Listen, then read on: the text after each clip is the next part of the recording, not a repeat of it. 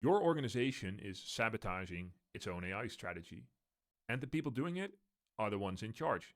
There are 6 organizational traits that determine whether you get real value from AI or just get in your own way. One of them matters more than all the others, and none of them have anything to do with technology. And the good news is, all 6 traits have a clear sweet spot for maximum value, and I'll tell you exactly how to find it. The bad news is that you rarely see these traits directly. Instead, you see the problems that they create. And the first of these is what I call innovation theater. This means that there's constant AI activity, pilots, demos, experiments, but very little real business value. The second problem is the Department of No. This means that AI initiatives get stuck in approvals, risk reviews, and all sorts of internal friction, until nothing meaningful moves forward. And the third is shadow AI. This is when teams start adopting AI tools on their own, outside of any shared plan. This increases risk, duplicates work, and creates exposure that leadership cannot see or deal with. And on the surface, these look like different, perhaps even opposing problems, but as we'll see, they all come from the same 6 traits. And by the way, every organization I've worked with had at least one of these problems. So if that's you, don't worry about it. Instead, leave a comment with what you're dealing with so I can make videos specifically about that failure mode. Now, when leadership sees these patterns, they naturally try to fix them directly. If there isn't enough AI adoption, they push for more pilots, more tools, and more investment.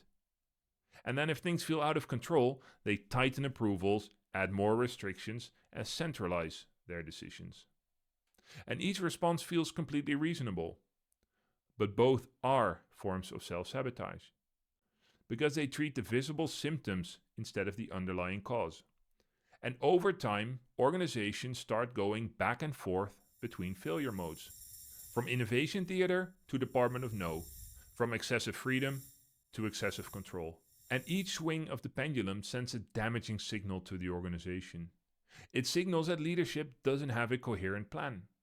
And eventually, people stop taking AI seriously. Not because they don't see its potential, but because experience has taught them that, in this organization, it never leads to consistent results. And that is how learned helplessness sets in. The organization doesn't just fail to capture value from AI, it learns that it cannot, and then stops trying. The only way to break this cycle is to directly address the traits driving these patterns. And as we go through them, one trait in particular determines whether your organization actually captures value from AI. The first structural trait is strength of central control. This determines whether AI decisions are made by central leadership or by individual teams themselves. If central control is too strong, all authority concentrates at the top. This creates consistency, but it also amplifies any leadership bias across the entire organization. If they're optimistic, it leads to innovation theater. If they are risk averse, it turns into a Department of No. And if central control is too weak, individual teams may move forward independently, allowing for more experimentation, but it also fragments the organization and creates all sorts of risks. Neither extreme works very well. So, take a moment and reflect. In your organization, are AI decisions primarily made by central leadership or by individual teams? So what works best is central coordination with decentralized ownership of execution. The second trait is leadership force.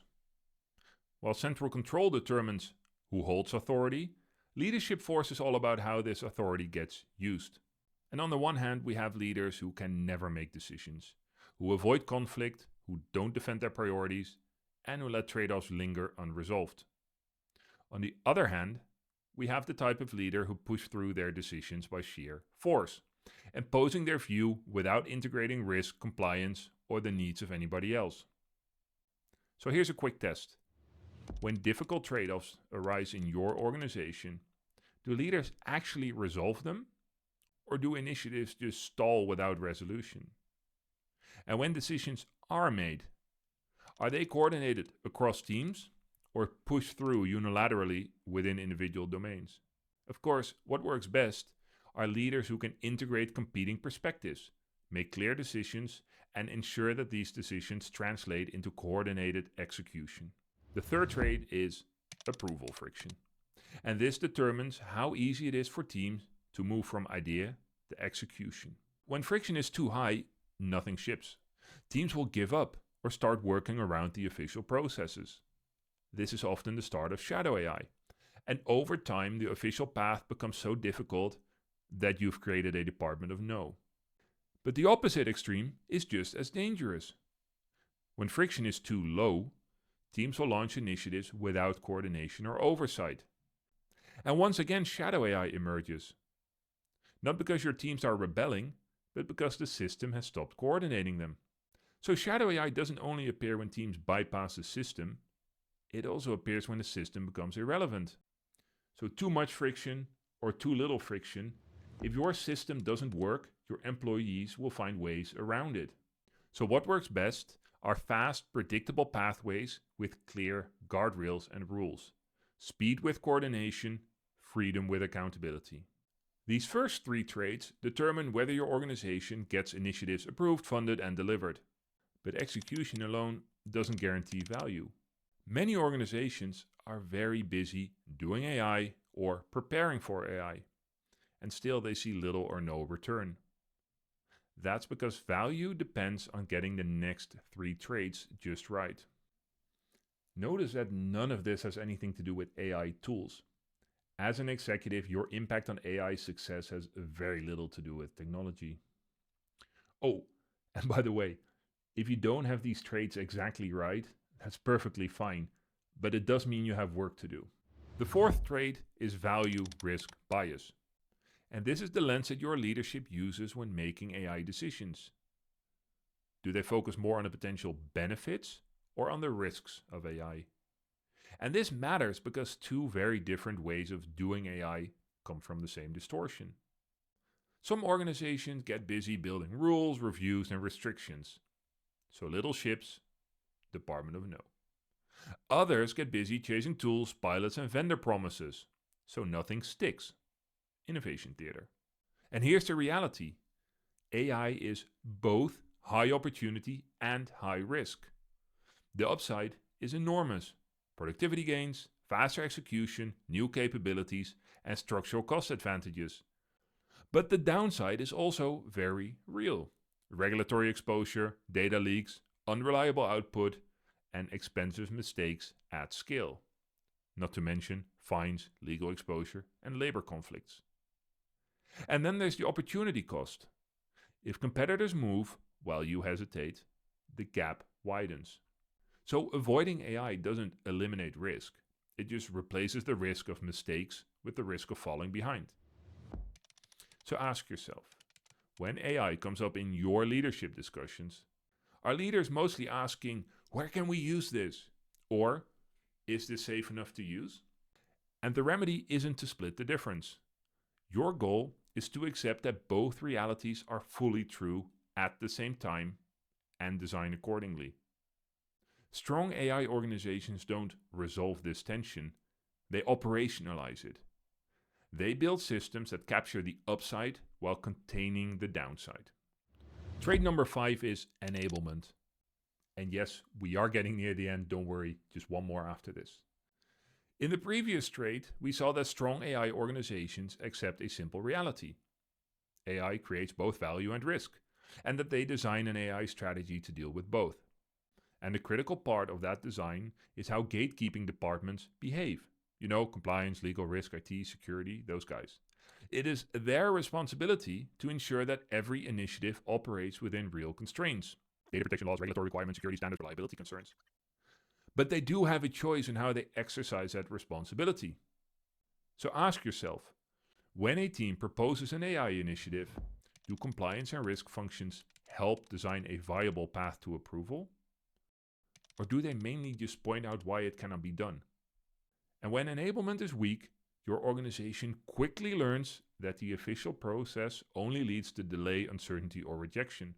So official AI initiatives stall, and the only AI that survives is unofficial, shadow AI. Strong enablement works differently.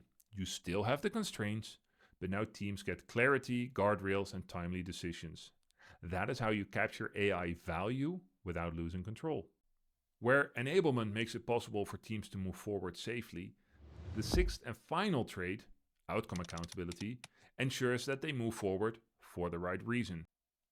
This is the trait that I mentioned at the start, the one that matters the most. Because outcome accountability determines whether your AI initiatives exist to create real business value or to just exploit technology. And I'm sure you've seen the difference. When outcome accountability is weak, organizations stay very busy, but value never materializes. And this resolves one of the central paradoxes we saw earlier. Organizations don't fail at AI because they lack activity. They fail at AI because activity is not tied to outcomes. And you can see this immediately in how AI projects are defined. Are teams expected to commit to specific outcomes? Cost savings, revenue increases, productivity gains? And do they have clear ownership and timelines? Or are they allowed to run open-ended pilots, exploring possibilities without committing to measurable results? And strong outcome accountability changes this completely. Every initiative exists to produce a specific business result. Ownership is clear, success is measurable, and continuation depends on performance. Innovation theater, Department of No, shadow AI, they aren't separate problems. They are the predictable outcomes when these 6 organizational traits are out of balance. And across all 6 traits, one pattern keeps showing up. AI cannot be managed with black and white thinking. Too much central control creates rigidity. Too much leadership force creates unilateral decisions. Too little creates paralysis. And with risk and value, the answer isn't to compromise. It is accepting that both are fully real at the same time. And where most organizations try to eliminate this tension, strong ones design their strategy for it. And when that design is weak or missing, organizations make unnecessary mistakes. And leaders will start fighting yesterday's mistake with today's overreaction. They'll first add pilots, then restrictions, then approvals, then exceptions. And each step feels responsible. But taken together, they create a system that prevents value from emerging. And that's what self-sabotage inside organizations actually looks like. Not bad intentions, not incompetence, but decisions and behaviors that make sense in isolation, yet collectively create big problems. And that's why your double-digit ROI never materializes. Not because AI doesn't work, but because your organization makes consistent value creation impossible. I've said it before. All 6 of these traits are under your direct control. And sure, your organization has certain tendencies based on the industry you're in or the country you're from. But tendencies are not set in stone. You can design a strategy to deal with them. And you don't need a different company or a new team. You just need a deliberately designed approach to AI. So ask yourself, which of these 6 traits is currently undermining your organization, and then get to work fixing them. And if you want help with that, I have created a separate video that explains a 3-layer AI strategy model. And if instead you'd rather assess your own organization directly, you can use the European AI Strategy Diagnostic. I'll put the link in the description. It's completely free, it only takes 10 minutes, and it'll tell you exactly where you stand in a nice PDF report. It'll also tell you which traits to focus on first. And even if you're not in Europe, the patterns are the same. Because this isn't about the specific rules you operate under. It's about whether your AI strategy was designed to deliver real business results within constraints.